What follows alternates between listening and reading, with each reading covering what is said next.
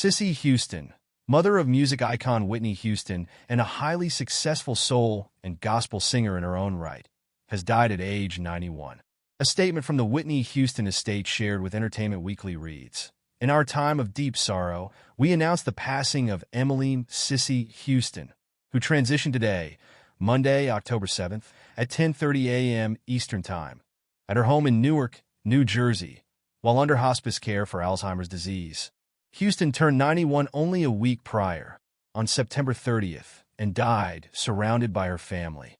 In the statement, Pat Houston, Cissy's daughter-in-law and the current executor of the Whitney Houston estate, stated that our hearts are filled with pain and sadness. She described Mother Cissy as a strong and towering figure in our lives, a woman of deep faith and conviction, who cared greatly about family, ministry, and community. Her more than 7-decade career in music and entertainment will remain at the forefront of our hearts. Her contributions to popular music and culture are unparalleled. Funeral services have not yet been announced, and the Houston family respectfully request our privacy during this difficult time. Cissy Houston was the first singing star in a family that would expand into a galaxy of talent. In addition to her path-breaking daughter Whitney, Cissy was also an aunt to singers Dee Dee and Dionne Warwick and cousin to opera singer Leontyne Price. She was born Emily Drinkard in Newark, New Jersey in 1933, the eighth and final child to parents died by the time she reached 18. Houston began singing professionally at only 5 years old as part of the family gospel group the Drinkard Four, later rechristened the Drinkard Sisters. She later formed the group Sweet Inspirations with Dee Dee and Just One Look singer Doris Troy. It was with Sweet Inspirations that Cissy provided backing vocals to some of the most iconic albums of the 1960s and 70s. Sweet Inspirations accompanied Aretha Franklin on Lady Soul, Van Morrison on Blowin' Your Mind, and Jimi Hendrix on Electric Ladyland. Houston continued to accompany artists like Dusty Springfield, Linda Ronstadt, Diana Ross, Paul Simon, David Bowie, and Carly Simon into her award-winning career as a solo artist.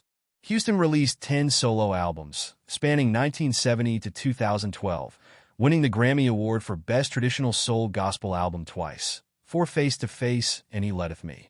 She also paved the way for her daughter's eventual segue into Hollywood, contributing a rendition of Take My Hand, Precious Lord to the soundtrack for A Time to Kill, singing as part of the Wiz Singers Adult Choir in 1978's The Wiz, and even appearing in Whitney's 1996 film The Preacher's Wife. Houston had a second career that lasted almost as long as her professional singing career. After joining the New Hope Baptist Church in Newark in 1954, she went on to found the Inspirational Choir and serve as its minister of music for over 50 years. She also founded the Radio Choir, later called 8 a.m. Choir, because of their time slot on daily WNJR segments. The Radio Choir performed at Carnegie Hall with the United Negro College Fund Choir in 1974.